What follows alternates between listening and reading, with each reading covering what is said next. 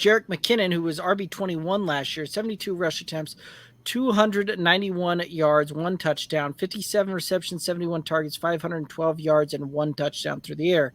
Thoughts on Jerick McKinnon? You want him in a PPR league, right? Like you want to draft him later in a PPR league.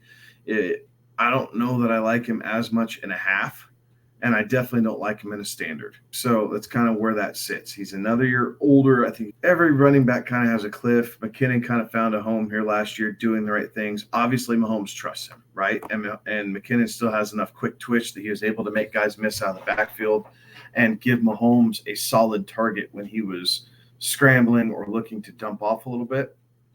I like him a lot in best ball. I like him that he has a massive discount to his name in redrafts and in best ball alike this year. So all for taking the flyer on him a little bit later.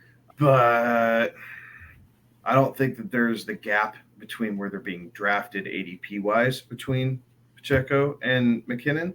But I do think Pacheco finishes the season with more fantasy points.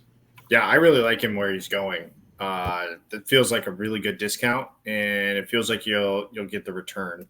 I've got him in the 120s, so 10th round, right? Like, and he'll finish RB3 at floor. Like his floor with the Kansas City Chiefs is, RB36. That is his absolute floor. So yeah, I definitely like him, and I like the idea of like as a flex because there will be the ability to he's the better pass catcher, right? He's the better pass catcher than Pacheco, and we like the pass catchers coming out of Kansas City, even though he's listed as a running back. He's a better pass catcher, so yeah, I like him. I like his value, and somebody that I'm targeting, there in that 10th round. Yeah, I mean, where he's coming off the board, pick 122, RB44 overall, right? Like there's some baked in value for that, and I like the depth play. This is one of those that I may not end up with Jerick McKinnon on many of my rosters just because of how I've been kind of constructing them this year.